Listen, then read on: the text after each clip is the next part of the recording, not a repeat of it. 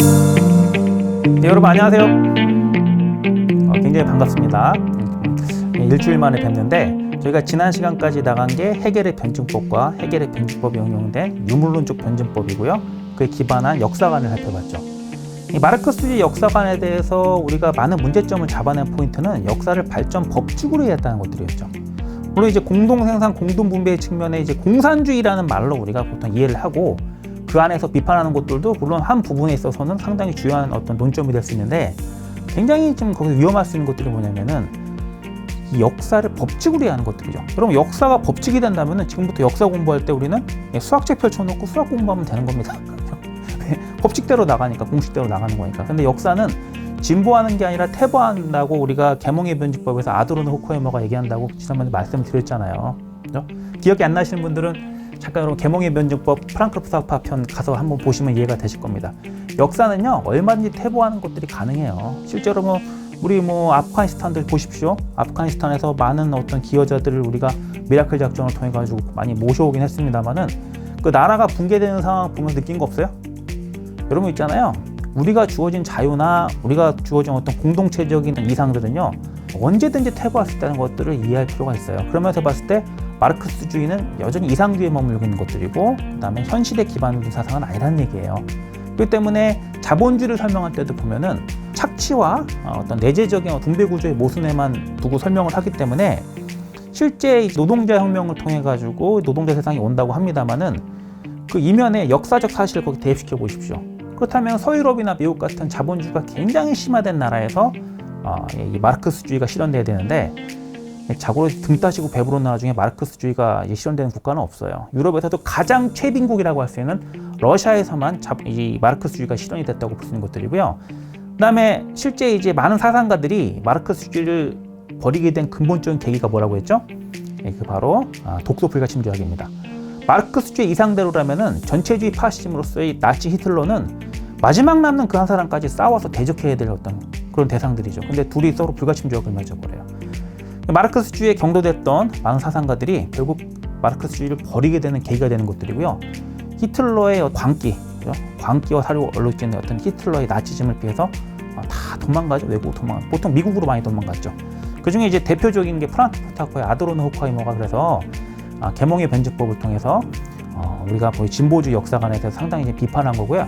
다분히 이제 해겔을 저격한 건데 해겔의 역사관을 유물론으로 바로 전환시킨 게 마르크스 아닙니까? 이해가 아직까지 어려우신 분들은 바로 전편에 돌아가서 보시면 이해가 될 겁니다. 왜냐하면은 오늘 우리가 얘기하고자 하는 막스 베버의 프로테스탄트주의와 자본주의 정신은 이 자본주의를 설명하는 책이에요. 굉장히 유명한 저서고요. 필독서라고 할 수 있겠죠. 그래서 보통 이제 추천 도서에 보면 꼭 들어가요. 서울대 권장 도서를 비롯해서 여기저기 보면 추천 도서 50권, 100권 이런 거 추천될 때 보면 그 중에 한 거 보면 꼭 이 막스 베버의 프로테스탄트주의와 자본주의 정신이 들어가 있는 걸 볼 수 있죠. 그래서 여러분들이 그 자본주의를 이해하는 방식에 대해서 다시 한번 여러분들 그렇다면 이 베버의 방식을 통해 가지고 어떻게 이게 대립되는지 이해할 필요가 있는데 이 누군가를 싸움 붙이기 좋아하는 호사가들은 늘 거기 VS 갖다 붙이죠. 벌서스 그래가지고 모 대 모 그러잖아요. 마르크스 대 베버 그래서 동시대에 활동했던 학자라고는 할 수 없는데도 불구하고 늘 마르크스를 비판하는데 베버를 이해시킵니다. 그래서 자본주의를 설명하는 방식에 있어서 또 역사관에 있어서 이 마르크스의 자본주의 인식관을 비판할 때 베버의 자본주의에 대한 이해를 갖다 붙이는 거죠. 자, 그러면 지금부터 이 막스 베버의 프로테스탄트주의와 자본주의 정신을 한번 본격적인 내용을 들어가 보도록 할게요.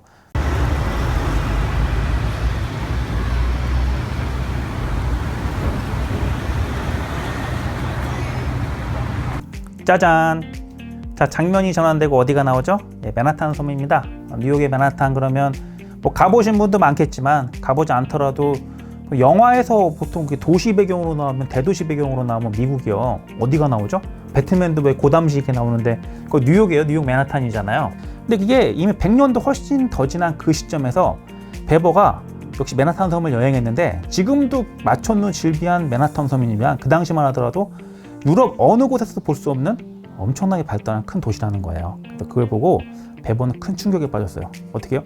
아니 이렇게 엄청난 발전이 도대체 이루어진 원동력이 뭔지를 이 학자로서 베버는 한번 연구에 들어가 보게 된 겁니다. 그리고 그 안에서 맨하탄식의 자본주의의 가장 중심적 동력이 뭐가 있냐 그랬을 때 전혀 마르크스와는 다른 해석을 내놔요. 그게 뭐냐면 바로 개신교 정신입니다. 이쯤 됐을 때 저는 개신교 안 믿습니다. 저는 교회 혐오해요. 선생님 저한테 전도하려고 하니까 그럴 수가 있는데 베버는요 본인을 기독교도로 분류하지 않았었어요. 그 자본주의 인식하는 그 원동력이 뭔지를 분석할 뿐인 겁니다. 그랬을 때 개신교들이 정착했던 맨하탄 섬의 그 노동의 윤리를 그 안에 중심에 놓고 거기 대립시키는 것들이죠. 재밌죠? 같은 노동인데도 불구하고 그 노동자 세상을 만들겠다는 마르크스주의와는 달리 베버의 노동에 대한 가치관은 뭐냐면 바로 성경에서 그 연원이 있다는 것들에서부터 기이네요.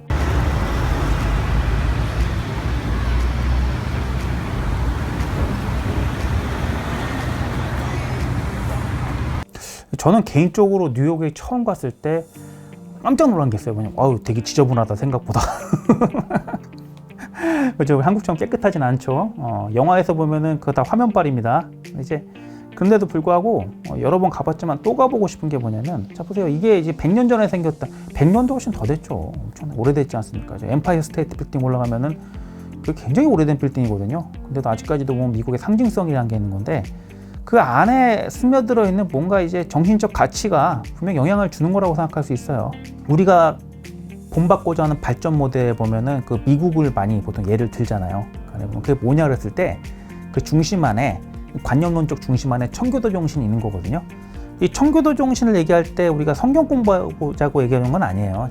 지금 여기서 하고자 하는 얘기는 뭐냐면 이걸 종교사회학적으로 좀 해석할 필요가 있는 건데 청교도 정신에 대한 집단 윤리로서의 측면을 여러분들이 익혀볼 필요가 있어요. 집단 윤리인 겁니다. 예를 들어서 이렇게 교회 안에서의 언어를 통해 가지고 내가 이제 기도를 했는데 기도 응답을 받았고 그렇기 때문에 뭐 어떻게 한다 그런 게 아니라 뭐냐면은 이 개신교도들 특히 청교도들 미국 사회에서 보면 청교도들이 살아가는 어떤 집단적인 문화나 어떤 규범적 정향이라는 게 있을 거 아닙니까? 그게 뭐냐는 거예요. 그랬을 때 그게 자본주의를 심화시켰다는 건데 그럼 과연 뭘까? 우리가 보통 지금 그랬을 때 떠오르는 이미지가 뭐 메이저리그라든지 헐리우드로 대표되는 소비와 향락의 문화 같은 것도 떠오를 수 있는데 사실 뭐 그런 식으로 따지다 보면은 뭐 우리나라도 여러분 뭐 만만치 않아요. 우리나라도 보면은 상당히 타락한 나라의 그런 면모를 많이 갖고 있지 않습니까? 그런 어두운 것만 보는 게 아니라 그러면 긍정적인 면에 뭐가 있냐 했을 때 청교도 정신인데 그 청교도 정신의 중심이 뭐냐면 그 바로 노동의 가치예요. 노동이라는 것들이 소위 말해서 교환 가치를 통해 가지고 내가 이제 얼만큼 보상받고 뭐 그런 관계를 끌고 가는 게 아니라 최선을 다해 가지고 노동을 하고 그 이후에 내가 부자가 됐을 때 난 구원받았다고 얘기하는 거죠.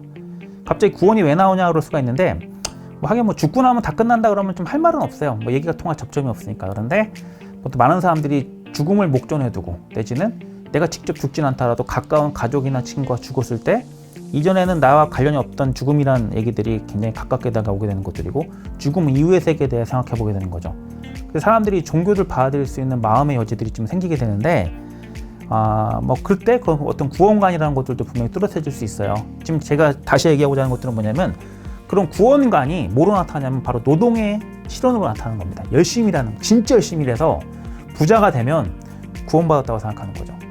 그거 너무 천박한 거 아닙니까? 너무 돈에 환장한 거 아닙니까? 그럴 수가 있는데 그거랑 좀 결이 달라요. 그런 천민자본주의로서의 천박한 돈에 환장한 그런 것들이 아니라 뭐냐면은 열심히 사는 거예요. 최선을 다해서. 왜 성경에 보면 일하지 않은 자 먹지도 말라는 얘기 나오잖아요. 바로 그런 것들이 실현되고 실천되는 거거든요. 근데 진짜 열심히 일해요. 그러다 보니까 천직이라는 개념이 생겨요. 지금도 유럽에 가면은 이 카톨릭이 지배했었던 그런 전통이 강한 지역엔 천직관이 별로 없어요. 개신교가 지배했던 지역에는 천직관이라는 게 있는데 예를 들어서 이 사람이 뭐 대장장이다 그러면은 열심히 이제 철을 만들고 생산하는 것들이 이 사람은 먹고 사는 문제를 떠나서 신이 나한테 부여한 소명이라는 거야. 나한테 부여한 달란트라는 얘기죠. 소명, 콜링이라고 해서 우리가 보통 성직자들이 콜링 받아서 신학교 가가지고 성직자가 되잖아요. 그런 성직자에 대해서 중세에는 굉장히 높은 가치를 부여하고 성직자만이 신의 대리자로서 굉장히 정권을 행사했죠. 당시에는 또 신정일치 아니었습니까? 중세 때는 말이에요. 그러다가 종교혁명이 나오게 되고 마틴 루터와 장칼뱅을 통해서 이제 신정이 분리되는 사회로 가게 되는 것들인데 좋아요. 이 종교혁명에 대한 것들은 제가 나중에 한번 더 다뤄보도록 하죠. 근데 지금 뭐냐면 여기서 천직관이 나타나게 되는 겁니다. 따라서 내가 사제가 되지 않더라도 나는 내 직업 원명을 통해서 내 천직을 수행하는 것들이 바로 내가 성직자로 살아가는 것과 동일하다고 생각을 하는 거죠. 그래서 신이 나에게 부여한 달란트를 기꺼이 받아들이고 성직자로서의 삶을 마치 살아가는 것처럼 열심히 일하고 살아가는 겁니다. 어떻게 열심히 정말 쎄 빠지게. 그러다 보면 모든 사람들이 그렇게 살아가요. 그럼 어떻게 되겠어? 그 사회에 자본이 축적되고 그 사회가 부유해지지 않겠습니까? 그래서 여기서부터 시작되는 거예요. 제가 아까 앞에서 역사의 발전 법칙을 비판했죠. 그래서 자본주의는 역사의 발전 법칙에서 나올 수밖에 없는 한 필연적인 과정이고, 그 안에서 내재적 모순 때문에 결국 프롤레타리아 혁명을 통해서 노동자 세상이 온다. 이거는 발전 법칙이다. 부인할 수 없다 얘기했잖아요. 그게 아니라 의도하지 않은 결과로서 처음부터 부자가 되려고 한 게 아니라 그런 어떤 내가 성직자의 삶을 사는 것처럼 열심히, 하늘은 스스로 돕는다는 말을 진짜 떠올리면서 열심히 살아가는 거예요. 근데 이게 집단규범이라고 했죠.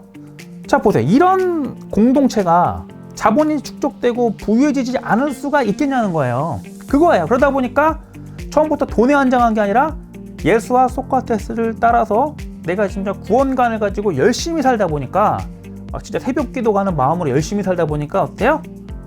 부자가 될 수밖에 없는 거죠. 그거는 의도한 게 아니라 의도하지 않은 결과라는 거죠. 앞에도 말씀드렸지만 unintended consequence, 의도하지 않은 결과. 뭐랑 충돌하죠? 마르크스의 역사의 발전 법칙과 충돌하죠. 역사의 발전 법칙이라는 것들은 굉장히 위험한 말이에요. 위험한 말입니다. 이 분배적 구조에 기해서 공동생산, 공동분배에 기해서 마르크스주의를 비판하고 끝나다 보면은 그 이면에 가진 더 큰 결정을 못 보게 되거든요.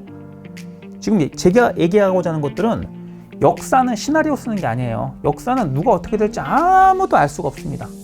미래가 정해졌다면 우리가 이렇게 열심히 살아갈 필요가 없는 것들이죠. 우리한테 자유의지가 있고요. 그 자유의지의 실현을 통해 가지고 이 청교도들도 마찬가지거든요. 모든 것들은 심히 이 결정해놓은 세계 속에서 한다는 거예요. 그 결정론과 내 자유의지가 균형을 갖고 살아가는 것들이죠. 그게 바로 내가 가장 성경적으로 검소한 삶을 살면서 내가 부자가 되면은 바로 구원받았다고 생각하는 거고, 그러다 보니까 부자들이 존경받는 또 사회 배경이 있는 것들이죠.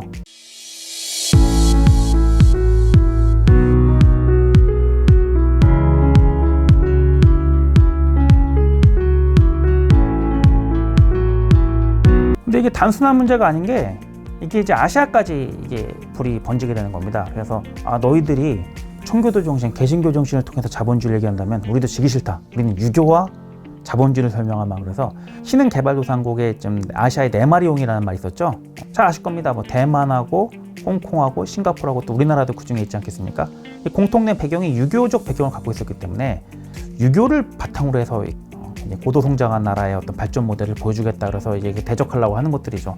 이 논의는 일단 97년도에 우리나라가 IMF 위기를 맞게 되면서 논의가 상당히 한풀이 꺾이게 되고 지금 이런 얘기 잘 하진 않아요. 하진 않는데, 근데 뭐 얼마 전에 리칸유 타기했을 때 보면은 당시 박근혜 대통령 시절이었는데 그때 뭐 조문도 하고 그런 것들을 보면은 박정희 대통령에 대한 어떤 향수가, 그 어떤 고도 성장에 대한 향수가 아직까지도 공감대를 형성한 것들은 분명히 있는 것 같긴 해요.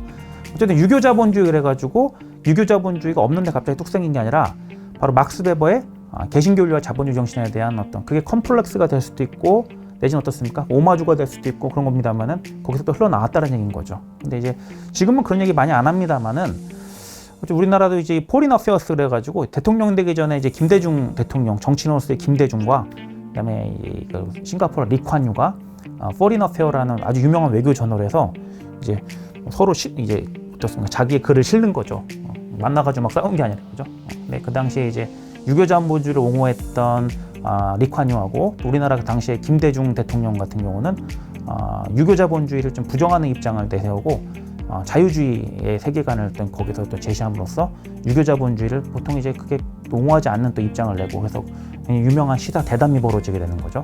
어쨌든 간에 보면은 그 이면에 보면 발전 모델로서의 우리가 지향점에 보통 미국에 대한 얘기를 많이 들죠. 여러분들 어느 나라처럼 발전하고 싶어요? 뭐 중국을 좋아하시는 분인데 중국처럼 발전하고 싶어요? 중국처럼 가면 그게 발전이에요? 퇴보예요?